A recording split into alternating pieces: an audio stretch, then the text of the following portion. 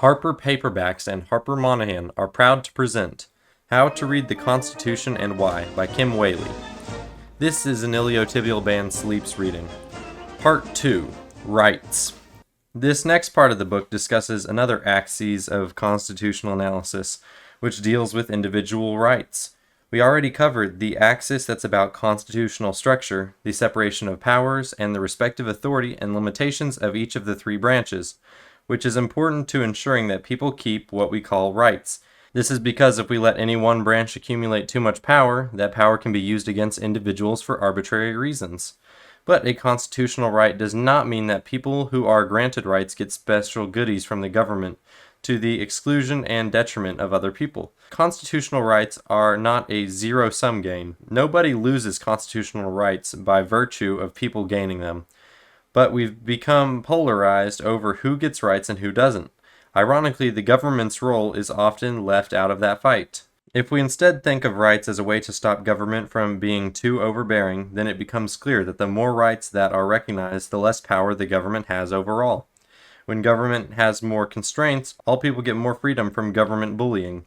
Viewed this way, it's hard not to see some potential common ground between, say, gun right activists and abortion rights advocates.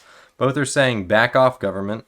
One is saying back off of my gun collection, the other is saying back off of my body. In both situations, there are countervailing interests, extremely important ones involving life itself. This part of the book walks through a number of rights that you might care a lot about: the right to freedom of speech and religion, the right to own handguns, the right to be free of government searches and seizures, the right not to be forced to say things to the government that could put you in jail, the right to be free of cruel and unusual punishment, the right not to be criminally tried over and over for the same thing just because the government didn't win the first time, and the right to be treated equally by the government as a racial minority, a woman, an immigrant, or a gay individual. Or put another way, this chapter is all about limiting the government's ability to constrain speech, religion, and gun ownership, to snoop, coerce, punish, and otherwise abuse its police power, and to discriminate against certain people for the wrong reasons, i.e. reasons that are arbitrary, unfair, and in many cases morally unjust. As we will see in the pages that follow, the juice really lies in how to balance the legitimate justification for giving government power over certain aspects of individual lives on one hand with the values that underlie the rules contained in the Bill of Rights on the other. Chapter 5. Speech, Religion, and the First Amendment. Amendment 1, 1791. Congress shall make no law respecting an establishment of religion or prohibiting the free exercise thereof, or abridging the freedom of speech, or of the press, or of the right of the people peaceably to assemble and to petition the government for a redress of grievances. Note that this says nothing about the separation of church and state. But what about cities and states? Can they restrict speech? Does this mean that there can be no official church of the U.S., or does it do more to constrain government? Do corporations exercise religion? What does the word religion even mean? Can someone just make up one and have it count? Does speech include the ability to remain anonymous? What about symbolic conduct that involves no words? Is the press special when it comes to the First Amendment? Does freedom of association come from this language? Because it's not expressed in the Constitution. The first thing to notice about the First Amendment is that although it's relatively short, it's a whopper. One might reasonably expect that something so basic would be fairly easy to understand and apply, yet if measured by the number of Supreme Court cases explaining what the language means, the First Amendment law is massive. The court's decisions are complicated, multi-tiered, highly dependent on the particular facts before it, laden with squishy policy considerations, and even contradictory at times. Because nothing short of an algorithmic flowchart is needed for the law at a glance, even the best-purposed lawyers can't answer many questions under the First Amendment without doing significant research first. Surely, then, the guy on the street has no meaningful idea about what the First Amendment is really doing for him, which is all to say what the heck is going on here. Let's start with the text, which says, Congress shall make no law. On its face, it restricts Congress, nobody else, from making certain kinds of laws, and no law suggests that it tolerates absolutely zero exceptions.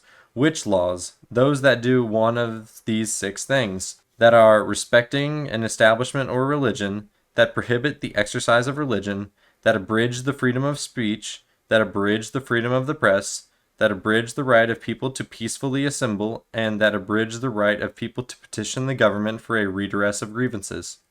In short, Congress can't make laws that do any of the above. For our purposes, what is most important is that Congress can't prohibit free exercise of religion, abridge freedom of speech or the press, or make rules respecting an establishment or religion. We don't have much space to discuss the others. Next question. What do the verbs mean?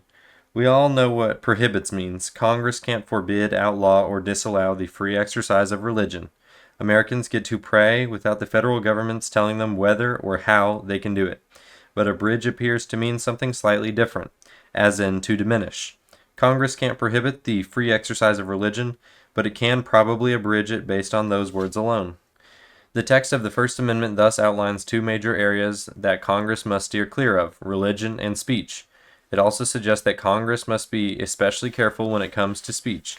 It can't abridge it, and surely can't prohibit it. According to the plain language, Congress can't even hamper speech, or the press. Of course, the press speaks through the written word. So why did the framers of the First Amendment include an extra clause for the press? For emphasis, or does the press get extra or different protections than other parties who speak? From the Supreme Court's perspective, the answer to that last question is not really. It has generally held that the press should be treated like everyone else when it comes to the First Amendment, no better and no worse. The word respecting is the broadest verb of all. It would seem to mean something like regarding or related to, as in Congress can make no laws having anything to do with the establishment of religion, period. So Congress can't ban people from setting up a new religion, and it can't stop people from adopting a religion from another part of the world, to be sure. But it also likely means that Congress cannot pass a law that makes one religion the official religion of the United States. This is where the concept of separation of church and state comes into play. It's not expressly stated in the Constitution, but arguably follows from the explicit ban on Congress tinkering with the establishing religion, whether by passing laws that officially favor one religion or by making it hard for certain religions to get a foothold in the United States. Keep in mind, though, that the term religion itself isn't defined in the First Amendment. Common sense equates religion with a belief in and worship of another power, one that believers treat as omniscient, omnipotent, or both. Christians call that power God. Muslims refer to Allah, and so on. But religion can also mean a pursuit of something you consider to be extremely important, as in going to the gym is my religion.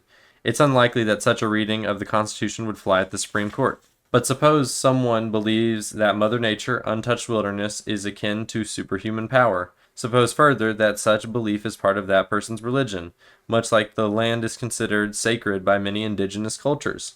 Would a federal law authorizing fracking violate the First Amendment's protection regarding religion?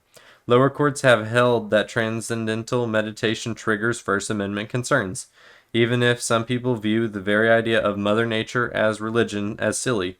Who gets to decide if the Constitution cares about that particular religion?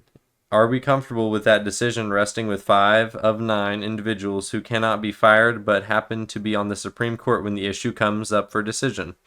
Note that the text refers to the free exercise of religion and the freedoms of speech and the press. The text doesn't refer to plain old exercise of religion. It's the free exercise that is protected. As for speech and the press, the text assumes that such freedoms already exist, that their source is from somewhere other than the Constitution itself, but that the Constitution preserves them. What could that source be? This is a question with deep theoretical underpinnings that we can't cover here, but be aware that there are some scholars and jurists who believe that natural law was the backdrop for the framing of the Constitution.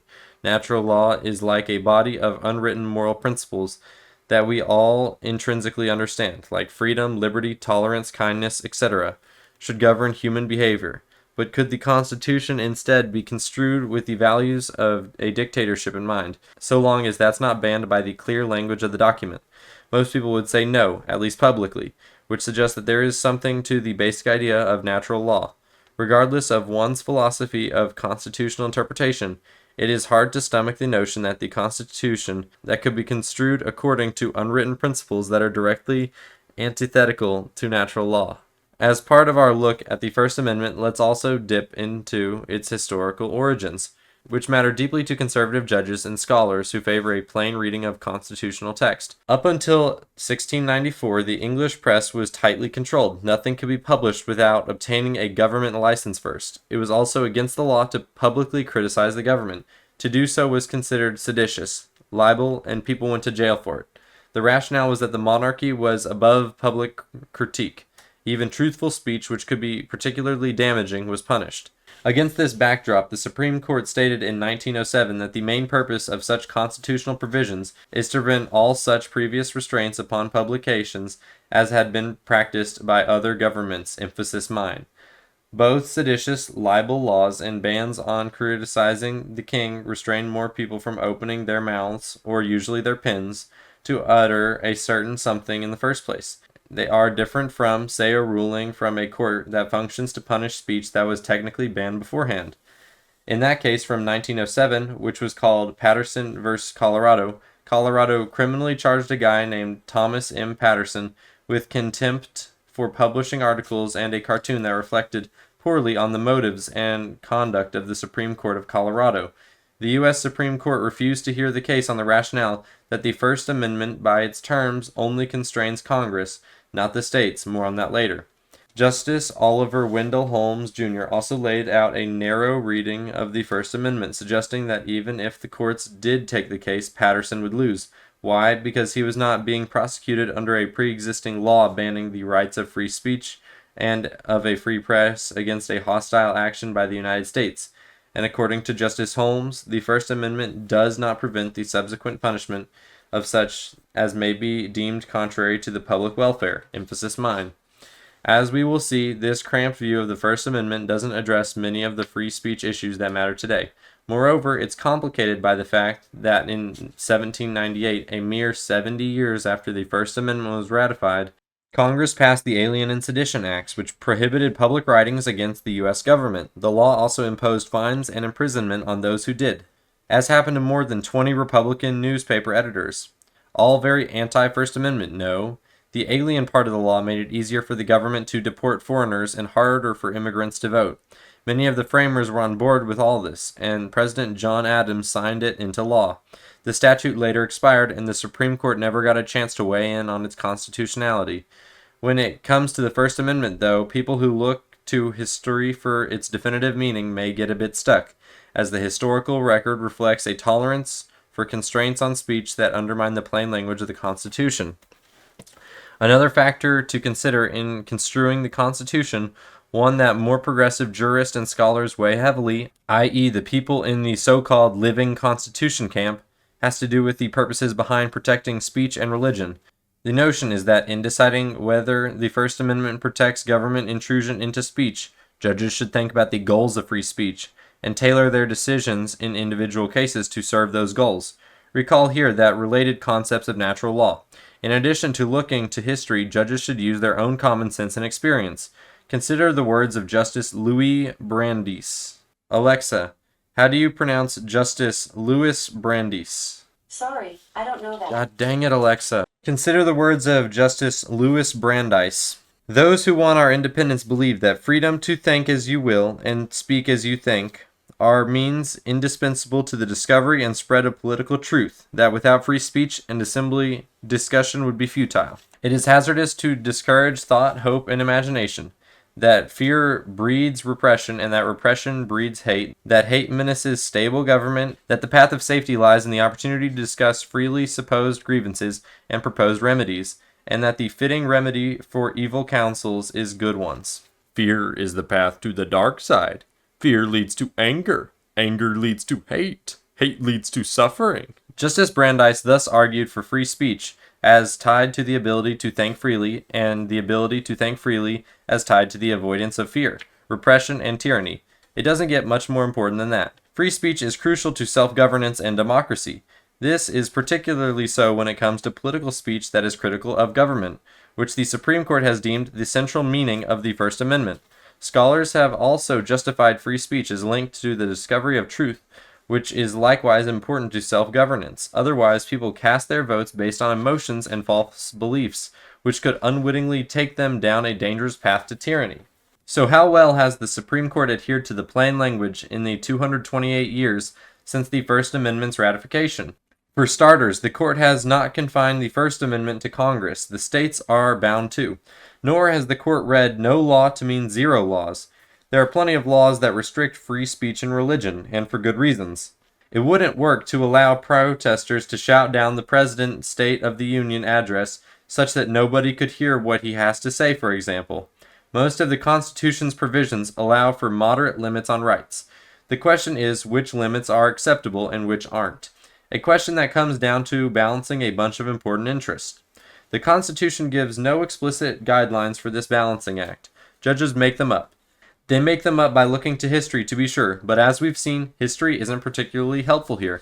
As a result, the factors that go on the other side of the balancing scale for the First Amendment, i.e., what interest does the government have in restraining speech and religion, and whether those outweigh the freedom set in forth by the text itself, are often subjective. They also waffle over time. As we've seen before, which side you're on depends mostly on which factors you care about most, not on some lofty view of the proper way to stay within the lines of the constitutional text. The rest of this chapter has two major parts, speech and religion. Like the entirety of this book, it doesn't pretend to summarize the law comprehensively. Instead, it explains how the words of the First Amendment, which we've scrutinized with some care already, have mushroomed into a complex set of rules and exceptions, and, in light of that, how we might think about our own individual rights under the First Amendment today.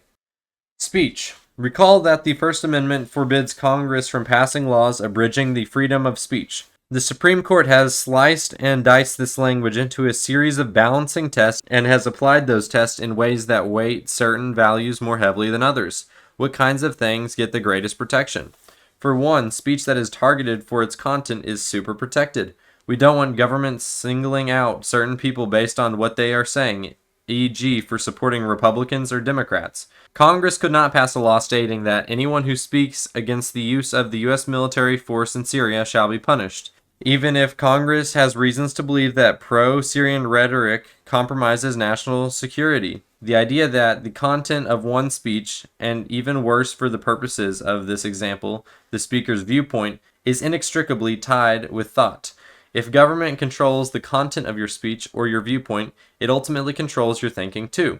And that's really scary. So Congress couldn't allow only pro-choice advocates to picket on the National Mall in Washington, D.C., while banning anti-abortion protesters. But deciding whether a law is content neutral can be difficult. At first, the Supreme Court held that a law restricting speech is okay under the First Amendment, so long as it applies to everyone equally. Then came along a case challenging a law that banned adult movie theaters within 1,000 feet of a residential zone, church, park, or school. The law was undeniably content-based. Only theaters showing porn were covered. The court upheld the law, carving out an exception to the content neutrality rule. Even though the law targeted certain content, it was constitutionally okay because the scenes the legislature had a valid concern over secondary effects, i.e. that the adult film theaters could harm communities by increasing crime and the like. If you're thinking that this is overly cute, you're right. If legislators could simply conjure up content-neutral justifications for squelching anti-war speech, e.g. by simply singing a few lines about national security and get past go, we might as well throw the First Amendment out the window. Not to mention that an argument can be made that, in the movie theater case, the court itself created an exception to the content neutrality based precisely on content.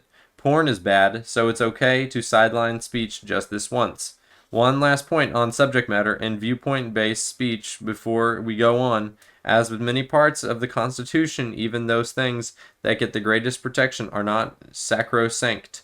Basically, the Supreme Court has set up a grading rubric. Certain things that we don't care so much about get graded on a pass-fail basis. In other words, so long as the government can show what's called a rationale basis for a law restricting things that the court thinks aren't that important, so it's good to go. Setting the First Amendment aside for the sake of an example, a law that forces police officers to retire by age 50 gets rational basis review on the notion that we aren't too worried about the government picking on people because of their age.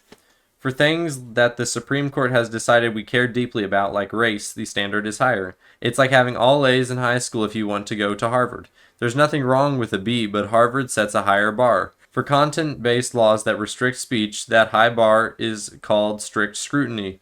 The government has to have a really, really good reason for restricting that kind of speech. So, for example, the court has held that Congress could not pass a law making it a crime for people to lie whether they have received military honors. There is also a medium level bar, which the court has called intermediate scrutiny. Again, setting aside the First Amendment for example's sake, gender falls in this range. Justice Ruth Bader Ginsburg argued strict scrutiny on the basis of gender as a civil rights lawyer. Of course, whether something passes one of these texts is pretty subjective. And as an aside, it's one reason that the right has to an abortion under Roe v. Wade is a more complicated than meets the eye. The court started out attaching strict scrutiny to that right, but watered it down to something more like intermediate scrutiny, without actually calling it that. More on these topics later in the book. Recall the First Amendment's framers' concerns with the government putting prior restraints on speech. Well, that one is still a concern today. Laws that stop speech from occurring in the first place are mostly no-nos, and get strict scrutiny, the highest bar. The court has said there is a heavy presumption against the constitutional validity of such laws. They don't get the benefit of any doubt, but here again, the court hasn't always been intellectually honest or consistent on towing this line. Consider its review of a court order forbidding protesters from speaking within 36 feet of an abortion clinic. It was a restraint on the time, place, and manner of speech, and one that was put in place before protesters showed up with their posters wanting to say their piece. A state court judge ruled that it was okay anyway. Remember the notion that balancing that threads throughout constitutional law, because it protected people's ability to enter and exit the facility. But Supreme Court went further and said that the law wasn't a prior restraint in the first place, so strict scrutiny didn't apply. Rational basis did. The court took this position even though the law made clear, in advance of anyone speaking, that people couldn't express their views within the 36-foot buffer zone. The court reasoned that people could do it in other places, and that the restraint didn't hinge on the content of what protesters wanted to say, so it wasn't a constitutional problem. Bear in mind that the way case law works is that a judge looks at a prior court's decision on the facts of an old case and compares those facts to the facts of a new case. Then they decide if the new case is enough like the old case to reach the same conclusion. If it isn't, then the court needs to give reasons why the new case is different enough to justify a different conclusion. So imagine a new case arises in which a law bans people's ability to advocate for animal rights in Finn Rock, Oregon, which is a big logging town. The town council decides that pro-animal advocacy hurts the timber industry, which the town relies on for its very survival. Under the basic test of what constitutes a prior restraint, this would appear to be a problem. The law tells people to shut up or else before they even open their mouths about the animals. Strict scrutiny? But wait, the other Supreme Court case we just talked about included a gag order within a 36 feet of an abortion clinic was not a prior restraint. It is the ban on animal rights advocacy more like that one, or more like the case that held a banning porn in movie theaters was a prior restraint, but was nonetheless justified on public safety grounds. Well, perhaps it depends on whether pro-animal advocates have another place to go, which the criterion used by the Supreme Court to conclude that the ban on speech near an abortion clinic was not a prior restraint. In our hypothetical, the ban is for the entire town of Finn Rock. Unlike in the abortion clinic case, people can't just step to 37 versus 36 feet outside any building and legally argue on behalf of wildlife in Finn Rock. They have nowhere to go in Finn Rock under the law, so maybe it's more like a full-on prior restraint after all. Should the 37th foot make all the constitutional differences for purposes of the First Amendment? That seems arbitrary too. Bottom line, things can get messy when a court makes little tweaks in applying the Constitution. Prior restraints also get a bit tricky when it comes to some rather routine things that the government does. For one, the government is in charge of issuing licenses to drive, to practice medicine, and so on. If you want to protest on the National Mall in Washington, D.C., you need a license, i.e. a permit. The ban on the ability to speak without one is arguably a prior restraint on speech. But the court has held that if the government has a good reason for requiring a license, the law doesn't give the government much heavy leeway in whether to issue a license, i.e. it can't be denied for the wrong reasons, like a person's political affiliation. and the government doesn't get to sit on your application for too long. It can require licenses to speak. Again, it's about balancing. A reading of the First Amendment that required downtown Washington to operate as a big open mic for anyone to protest at any point in time wouldn't work. In addition, the Supreme Court has, but only sometimes, held that the government can't condition government benefits on the basis of speech. It held that government can't tell National Public Radio that it will give federal funding only if it does not editorialize, for example. But it will also upheld a law denying federal funding for a family planning service unless clinics agreed to ban abortion counseling, a speech-based condition on the receipt of a government benefit. Somewhat bizarrely, the court reasoned in the second case that the government gets to make choices about what activities it should fund in the public interest. Hardly a strong justification for its stark departure from any prior cases limiting selective funding on free speech grounds. The court's analytical contradictions only underscore the debatable nature of the Constitution on both sides of the political spectrum. As Professor Erwin Chemerinsky tells it, if the court wishes to strike down a condition, it declares it to be an unconstitutional condition. If the court wishes to uphold a condition, it declares that the government is making a permissible choice to subsidize some activities and not others. Another area of First Amendment law that some people might want to know about has to do with vague laws. I say that people might want to know about it because it implicates all laws that penalize behavior, not just ones that impact speech. If a person cannot tell whether a particular law bans a particular kind of speech or not, or if it makes certain conduct criminal in the first instance, the law itself could be unconstitutional under the Due Process Clause, which we will get to later. Imagine a law prohibiting loitering. The law defines loitering as being in a place for no apparent purpose. You're hanging out outside a Starbucks drinking coffee with a friend and get arrested under the no loitering law. You had no way of knowing that the law meant what you were doing was wrong.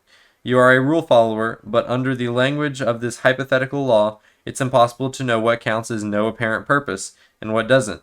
You were just socializing after all. If the government is going to put you in jail for crossing a line, one that comes very close to the First Amendment right to peaceably assemble, that line had better be clear, otherwise it's just not fair. A law can also be too broad. As a matter of the First Amendment, think of a law that prohibits all live entertainment within 1,000 feet of a school. The objective is to prohibit nude dancing, but the law wasn't crafted only to prohibit live nude dancing. It covers all live entertainment. A court might strike it down as too broad, or consider a law that bans depictions of animal cruelty. In an opinion by Chief Justice John Roberts, the Supreme Court called the law overbroad because it could apply to any cruel content, not just illegal conduct, and thus potentially affect people's ability to publish hunting videos. For the most part, the court doesn't like to strike things down for being too broad and instead will just read laws in a way that makes them constitutional. This workaround comes awfully close to legislating from the judicial branch, to be sure, but courts can't be too roundly condemned for being pragmatic. Imagine a law forbidding nude photographs of children. Better than a court construe the law only ban porn, even though it doesn't exactly say that, while allowing moms to snap pics of their babies in bathtubs rather than throw the entire law out with the bathwater, so to speak.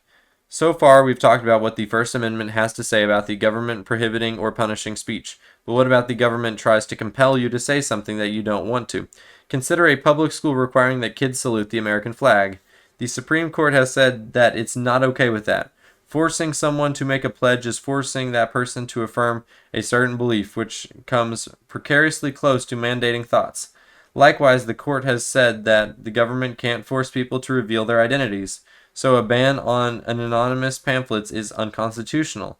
Nor can the government force newspapers to give equal print space to competing political candidates. For that decision, the court relied on the First Amendment's reference to freedom of the press. But the idea is the same. The government can't force you to speak in a certain way. Most recently, the Supreme Court issued a controversial First Amendment decision striking down public unions' requirement that the workers pay them fees. The fees were used to support the union's collective bargaining efforts, i.e. negotiations with the government, to get better terms for the workers it employs. Not everyone wanted to pay the fees, but everyone benefited from the negotiations. The court sided with the anti-fee people because the collective bargaining is about public policy, which is inevitably political, so the government can't force workers to participate in it. The decision to strike down the fee requirement was controversial because the court did a 180-degree turnabout, overruling a 1977 case that had allowed unions to collect fees so long as they weren't used for ideological causes. This older decision recognized the beauty of a union. If you were stuck having to gripe all by yourself, your employer wouldn't care. It would rather let you quit your job and find someone else do it rather than listen to your complaints. But if you complain along with a bunch of people and you all agree in advance to walk out in the event that the employer refuses to negotiate, then you have some real leverage. The business cannot function without workers. The court's later decision to ban mandatory union dues, regardless of what they are used for, made people upset, in part because it's very rare that the Supreme Court reverses itself. And for good reason. If the justices didn't feel bound to stick with precedents they didn't personally agree with, the law would be in constant flux and ultimately politicized, with the pendulum swinging back and forth on key issues every time the court composition shifts. Regardless, this particular case, critics contend that the 5v4 decision reflected the political motivations of a conservative majority, because fewer union dues generally translate into smaller voice for Democratic versus Republican voters. Now for a few lines regarding the types of speech that are less protected under the First Amendment: hate speech, obscenity, profanity, libel, campaign donations, speech by government employees, and commercial advertising. Bottom line, hateful or racist speech is protected under the First Amendment with exceptions. Obscene and profane speech is not. The rest of the list falls on a spectrum of protected speech. Let's start with hate speech, which can take a number of forms. The first is known as incitement. The question it raises whether speech that tells other people to commit crimes is protected. A recent example could be the "lock her up" chant that dominated many Trump campaign rallies and hinted at harsh punishment for unproven crimes by Hillary Clinton. There is an argument that incitement of illegal activity should never be protected because illegal activity is, well, illegal. The Supreme Court has mostly struck that balance in favor of the First Amendment protections, however. From World War I to the present, the courts have tried a number of different approaches to the issue, all of which I won't bore you with here. Suffice it to say that the Red Scare of 1950s, when Senator Joseph McCarthy led efforts to out communists, there was concern about the revving up crime side of the scale. But today, speech that urges people to break laws is protected unless it's directed to enticing or producing imminent lawless action, and is likely to incite or produce such action. So a Ku Klux Klan rally that includes a film with racist and anti-Semitic speech, along with images of firearms, for example, may be protected. The court's prevailing First Amendment test for hate speech also require that people who bring cases in court show that the speaker had a certain intent, which is hard to do, and the court hadn't defined what intent means here, so the court gets lots of leeway. Hate speech can also take the form of insults. Imagine that Jehovah's Witness denounces other religions at a rally and calls a listener a damned fascist, or considers a hateful action such as a cross burning. The Supreme Court has mostly held that hate speech that hurts people's feelings is nevertheless protected, meaning that the government cannot do anything about it. Cross burning can only be prohibited if it is done with the intent to threaten an individual or group with violence. So if a cross is burned in a field with nobody around, it's okay. If it's on somebody's front lawn, it's not. The First Amendment's protection of verbal insults is a pretty interesting rule to keep in mind. Consider the push from progressives for so-called trigger warnings in advance of engaging in speech that make certain people uncomfortable. Some people see this as courtesy, others consider it censorship. But say that a university sociology professor fails to let her students know that she is about to discuss homophobia in class. Certain students object to her launching into the topic with no warning, as they may have experienced homophobia and are emotionally triggered by the subject. If the university is public, i.e. government-run, the professor's triggering speech may be protected, because laws regulating hate speech are only allowed if the speech is likely to produce a violent response from the audience. What this also means is that law enforcement officers have to be careful about overstepping First Amendment rights when they attempt to control an audience that's riled up by an angry speaker. At this point, let me pass along a lawyerly tip about how the doctrine we've discussed thus far actually plays out in courts. Judges can choose from a menu of ideas: vagueness over breadth, or content-based prohibitions, to strike down a law or not. All of these pieces of doctrine, derived from individual disputes, that we call cases intersect and interact with each other, courts can pick up which theories to apply. In doing so, judges can deliberately seize upon a theory that, if applied, leads to a certain result, and reject the other one that, if applied, would lead to a different result. Judges on both ends of the political spectrum do this. It's called legal analysis, and it's one reason why law school and lawyering can be really hard. Moving on, the Supreme Court has held that obscenity is not protected by the First Amendment, while profanity is, albeit with exceptions. The court's constitutional distaste for obscenity is a problem because it basically allows the government to decide what is morally acceptable. Sex is not the same as obscenity according to the court. The difference occurs when sex appeals to the prurient interest. Prurient means salacious or lustful, creating a big hole in the Supreme Court's foundational premise that the First Amendment protects people's thoughts from government interference. Lustful thoughts are still thoughts. The court has also gotten itself into a mess when it comes to defining obscenity by creating a multi-factor test that prompts more questions than it answers. It requires that courts determine when something is patently offensive and when it appeals to the prurient interest, and when it lacks serious literacy, artistic, political, or scientific value. Courts get to make these moralistic judgment calls. If you're thinking, wow, then you're not alone. But if you're also thinking, wait a minute, what about the porn that's all over the internet, accessible to toddlers?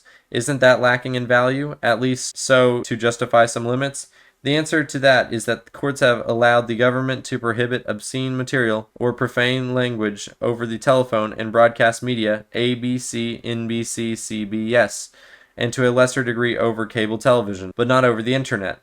Some have argued that a conservative-leaning Supreme Court is increasingly using the First Amendment to justify fewer regulatory constraints on corporate America, period.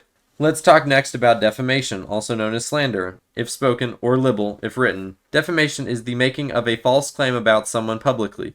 In 2018, failed Republican Senate candidate Judge Roy Moore filed numerous defamation suits against his critics, including comedian Sacha Baron Cohen, CBS Corporation, Showtime, and 4 women who accused him of sexual abuse when they were teenagers.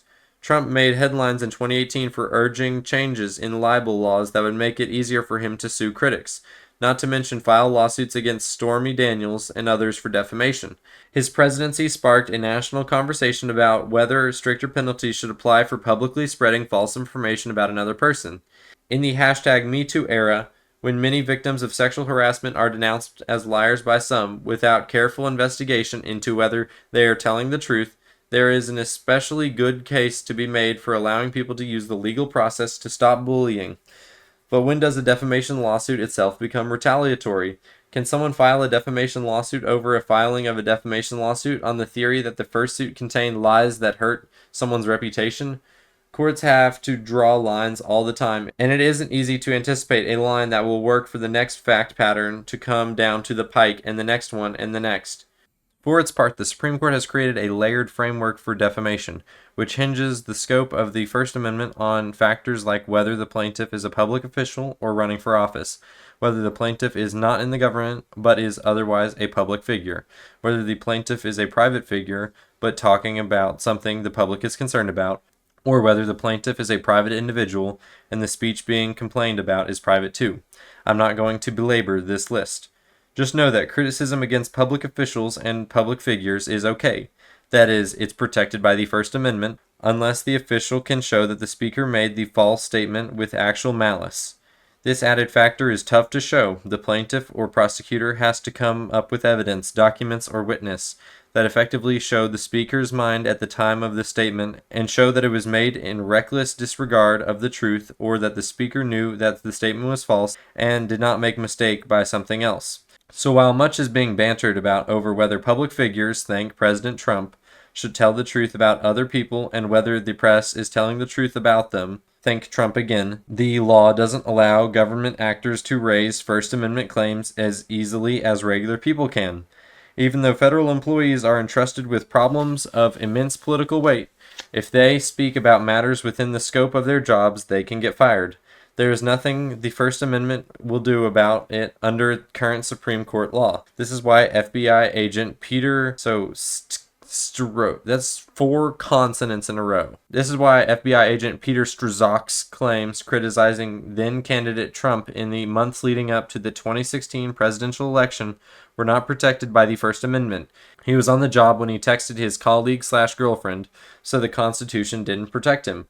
The court has also upheld a federal law called the Hatch Act, which prohibits government employees from taking an active part in political management or political campaigns. For other speech by government employees, speech that doesn't involve job-related or political topics, the government can take disciplinary action only if it can show that the speech interfered with the individual's jobs. So if a teacher is fired for sending a letter to an editor criticizing the school board, her termination would be unconstitutional, unless the government shows that it hurt her ability to teach math to 7th graders. In a large area of First Amendment law that has special implications for our democratic process is campaign-related speech. We will discuss this more in Chapter 10, but the idea is that by making donations to a campaign, people are engaging in political speech, the highest order of what's protected. We know that conduct can constitute speech. Think of wearing an armband or desecrating a flag, and even if though conduct is not words, the government cannot regulate it without contending with the First Amendment. A campaign's spending decisions are also considered speech. In fact, in a case called Citizens United versus Federal Election Commission, the Supreme Court held in a 5v4 decision that corporations possess First Amendment free speech rights. You may be thinking, hold on a moment, corporations are legal fabrications. They amount to a piece of paper filed with a Secretary of State for the purpose of minimizing taxes and liability. A corporation is not a tangible thing. Today, corporations can be formed online with a few clicks and a credit card. They do not require physical buildings or employees to bring them into existence. Yet in Citizens United, the court held that the government cannot interfere with a corporation's speech, giving it the same constitutional protections as flesh and blood human beings get. By suppressing the speech of manifold corporations, Justice Anthony Kennedy wrote for the majority, the government prevents their voices and viewpoints from reaching the public and advising voters on which persons or entities are hostile to their interest. Corporate America's free speech rights are protected in other ways. The Supreme Court has devised tests, for example, that distinguish between speech that proposes a commercial transaction, speech that occurs in an area that government traditionally regulates, and other kinds of speech. This grab bag of factors has produced an array of results for companies that run advertisements. For example, advertisements that contain information about illegal activities or which are false and deceptive can be prohibited and penalized without the government having to contend with the First Amendment. But complete bans on alcohol ads have been struck down even though they were justified by the social benefits of encouraging people not to drink. For tobacco advertising, the Supreme Court has only had problems with certain things, like an outdoor ban on ads for cigars and smokeless tobacco, and a prohibition on ads located lower than 5 feet above ground level in stores. I could go on with examples of First Amendment outcomes that when strung together seem pretty random. All told, the Supreme Court has concocted lots of nuanced distinctions from a pretty short paragraph of constitutional text.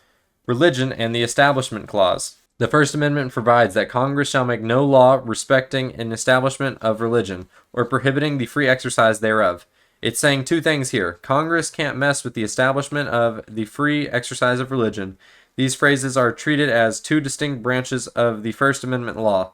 The government can violate one but not the other. It can violate both at the same time. The creation of an official religion of the United States and a law requiring everyone to worship in accordance with that religion would violate both parts. If the government makes a law to facilitate the free exercise of religion by providing religious ministers to soldiers during battle, for example, it could be criticized for establishing religion. If it refuses to do so on First Amendment Establishment Clause grounds, it could face free exercise challenges from soldiers stuck on foreign soil without access to ministers due to the government's decision to deploy them. The primary test for determining whether the government has violated the Establishment Clause was set forth in 1971 in a case called Lemon versus Kurtzman. Under that decision, the government cannot make a law whose primary purpose or effect is to advance, aid, or inhibit religion. The government also can't excessively entangle with religion, but what does that all mean? Good question. First, let's ask this. How helpful is history in guiding the court's application of the Establishment Clause today? The answer is not much. The nation was less religiously diverse in 1791 than in 2019. As Justice William Brennan Jr. explained, our forefathers knew differences chiefly among Protestant sects. Today, the nation is far more heterogeneous religiously, including, as it does, substantial minorities, not only of Catholics and Jews, but as well of those who worship according to no version of the Bible, and those who worship no God at all. There were no public schools in 1791, so the First Amendment cases arising around questions like whether public schools can require students to recite the Pledge of Allegiance aren't really helped by looking back in time. Think for a moment about how these issues come forth before the Supreme Court. The government does something, and a person responds by saying, "You can't do that because it violates my right to freely exercise my religion." So can someone facing a misdemeanor charge for possessing marijuana get off by claiming that his use of cannabis was part of a religious sacrament? The problem with no for an answer is that the text of the First Amendment itself, no law prohibiting the free exercise thereof, is okay, emphasis mine. On one hand, a law banning pot is a law prohibiting the exercise of a religion that incorporates the use of that substance. On the other hand, there are problems with the answer yes. An entirely faithful approach to the plain language would allow people to simply play the religion card anytime they're charged with violating a law. Arrested for shoplifting, speeding, abusing an animal? Concoct a story about how your religion requires you to have meat for dinner once a week, which you cannot afford, or how you could not obey traffic laws and reach your church service on time, or how the Bible itself contains stories of animal sacrifice and your religion incorporates similar rituals that are sacred to you even though secular people might consider them abusive. Well, the Supreme Court has resolved this conundrum by allowing the judiciary to consider whether a person's religious views are sincerely held. The test is not true or false. In one case, the leaders of a religion called I Am promised to cure diseases in exchange for money. They collected more than $3 million based on false promises and were prosecuted for mail fraud. The Supreme Court held that the jury could not be asked to decide whether the defendant's curative claims were actually true because heresy trials are foreign to our Constitution. But the line between sincerity and truth is hard to draw. It's difficult to measure sincerity. Some people are great liars, while others are infallibly honest, but nervous, seem like they are lying when telling the truth. What about the person whose religion does not teach what he claims as a personal religious belief? In one case, a man quit his job because it was contrary to his personal religious beliefs as a Jehovah's Witness. He lost his unemployment benefits and sued. The religion itself did not object to the job, but the court considered that fact irrelevant, reasoning that the guarantee of free exercise clause is not limited to beliefs which are shared by all members of the religious sect. Assuming that the Supreme Court was able to settle on a definition of religion for the Establishment Clause, how much interference by the government is tolerable? We know by now that the Bill of Rights is not an impenetrable bulwark. Some infringements on constitutional rights eke through if the government's reasons are good enough. When it comes to religion, the justices aren't in agreement on how much is too much. The big battleground has to do with whether governments can tango with the religion at all. Some scholars and judges believe that the First Amendment has erected a wall between church and state that must be kept high and impregnable. We call this the strict approach. The theory is that when the two mix certain religious beliefs, the ones that the government hasn't adopted in one way or another become vulnerable, so no mix whatsoever is the only feasible option. This argument hits home personally. I was raised Catholic and attended strict Catholic schools through 8th grade. In 1st grade, we had a full Mass every lunch hour of every day in preparation for our first Holy Communion. There were a few kids who weren't Catholic, and they would sit while we stood, sit while we knelt, and sit while we went to the altar to practice accepting the Eucharist. If the school were the government and Catholicism were the official religion, the people who adhered to other religious beliefs would be sidelined. I'm speaking metaphorically, but hopefully you get the idea. But if the government's approach to separation were too strict, silly things would happen. It would be a problem, for example, if the government refused to provide police or fire assistance to churches on the theory that it would be unconstitutional entanglement with the Establishment Clause. We might draw the line at favoritism. Government can't rush to a mosque faster than it rushes to a Catholic church, for example. The problem with favoritism is that definition. Consider a case in which the Ku Klux Klan wanted to erect a huge cross in a park across from the Ohio State House. The state said no. The KKK argued that the state violated its right to freely exercise religion. The government argued that allowing the cross would violate the Establishment Clause. How to break the impasse? The court sided with the Klan, reasoning that a reasonable person wouldn't view the cross as an endorsement of the KKK by the government. Where the government's operation of a public forum has the effect of endorsing religion, even if the governmental actor neither intends nor actively encourages that result. the Establishment Clause is violated. The clan cross scenario doesn't qualify as favoritism. Here again, the problem with the Supreme Court middle ground approach to the Establishment Clause is that it gives judges a lot of power to subjectively determine what is and what is not an endorsement of religion. Certainly, African Americans seeing a clan cross on public grounds would feel unwelcome. We could point to that as at least one reason to consider restricting the clan's access to that particular space for the exercise of their religious beliefs. A third camp of scholars and judges argue that the Supreme Court could not use a strict approach or favoritism approach to the Establishment Clause, but rather that it should interpret the First Amendment to allow religion in government.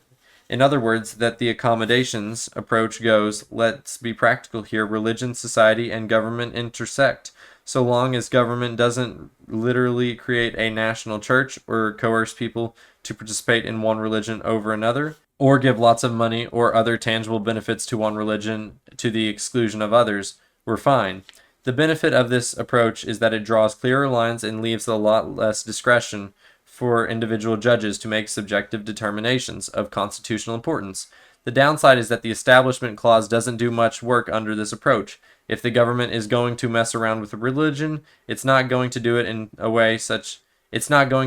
such blatant ways, and the subtle ones make an impact. So imagine a country courthouse with a nativity display, a Christmas tree, and a menorah on the front lawn. A strict view of the Establishment Clause would find the display unconstitutional because the government should reject all entanglement with religion. The favoritism approach might be okay with one Christian symbol, the nativity or the tree, but not both, because such double dipping tends to favor one religion over another. The accommodation approach would allow this scene because surely government is neither establishing its own official religion nor coercing anyone to be Christian or Jewish.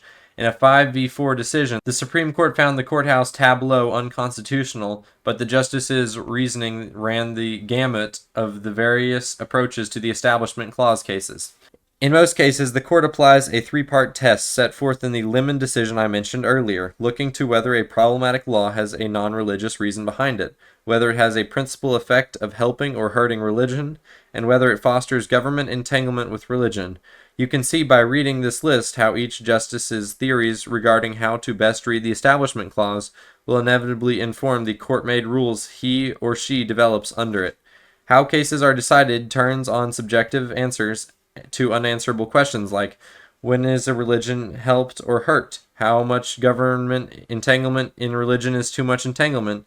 And is there a secular purpose behind the law? And if so, does that make government entanglement with that religion okay? To see how all this ambiguity might play out in a particular Establishment Clause case, consider a law requiring the postings of the 10 Commandments on the wall of a public school classroom. Hey, isn't that a case in like Arkansas or Florida? It's hard to imagine a non-religious purpose for the law, but what about requiring a mandatory period of silence?